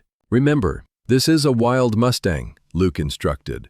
"If you spot him, do not approach. Radio in and wait for Sophia and Dr. Ellis." A black SUV pulled up, and Marcus Sterling stepped out with 2 ranch hands, his weathered face calm under his Stetson. "Thought you could use experienced riders," he said to Luke. "My men know this canyon better than most." Luke nodded gratefully, assigning them to the other teams. Marcus joined Sophia's group, his Jeep suited for the rough northern trails. The canyon's sandstone cliffs glowed orange and red in the setting sun as they drove deeper, the landscape breathtaking but foreboding. Sophia clutched her mother's harmonica in her pocket, her thoughts on Stormrider, alone and frightened. "He will be looking for the herd," Marcus said, navigating the rocky trail. "Wild horses seek safety in numbers. If he is here, that is where we will find him." "And if we do," Eleanor asked from the back seat, "how do we catch him? He is still wild at heart." Marcus glanced at Sophia in the rearview mirror. "I do not think catching him will be the problem. The question is whether he will trust humans after this." Sophia stared out at the darkening landscape, her voice quiet but certain. "He will trust me. He knows my voice." They drove in silence for miles until Marcus slowed, pointing to a ridge silhouetted against the purple sky. "There," he said. "The herd." Dr. Ellis raised binoculars, scanning the hillside. About 15 horses, and yes, a black one among them. Sophia leaned forward, her heart pounding. "Is it Stormrider? Can you tell?" Dr. Ellis adjusted the focus and handed her the binoculars. "See for yourself. Look for the white lightning streak." Sophia's hands trembled as she raised them, spotting the herd grazing peacefully, mares and foals clustered together. Slightly apart stood a black horse, his white streak unmistakable. "It is him," she whispered, relief and anxiety flooding her. "It is Stormrider." Marcus reached for the radio, but Sophia stopped him, her hand on his arm. "Wait, let me try to call him first. If everyone rushes in, it might spook the herd." Marcus hesitated, then nodded. "What is your plan?" Sophia took a deep breath, gripping the harmonica. "I need to get closer, just near enough for him to hear me." Dr. Ellis exchanged concerned glances with Eleanor. "It is getting dark, Sophia. These trails are not safe after sunset. We can use the Jeep's headlights," Marcus suggested. "Get within a quarter mile, then approach on foot with flashlights." Eleanor looked uncertain, but Sophia's pleading eyes won her over. "All right," she conceded, "but we stay together, no wandering off alone." Marcus drove carefully along the ridge trail, keeping the headlights dim to avoid startling the herd. They parked in a small clearing, the only sounds the wind's whisper and distant nickers. Marcus distributed flashlights, leading the way along a narrow trail toward the ridge where the herd grazed. Sophia walked between Dr. Ellis and Eleanor, her heart racing with anticipation and fear. What if Stormrider did not remember her? What if his time with the wild herd had erased their bond? After 15 minutes of careful hiking, Marcus signaled a stop. "The herd is just over this rise," he whispered. "Any closer, and they will detect us." Sophia nodded, pulling out the harmonica, its weight comforting in her palm. "I need to go a little closer, just to the top of this rise." Eleanor started to protest, but Dr. Ellis placed a hand on her arm. "Let her try, Eleanor. She knows what she is doing." Alone, Sophia crept to the crest of the hill.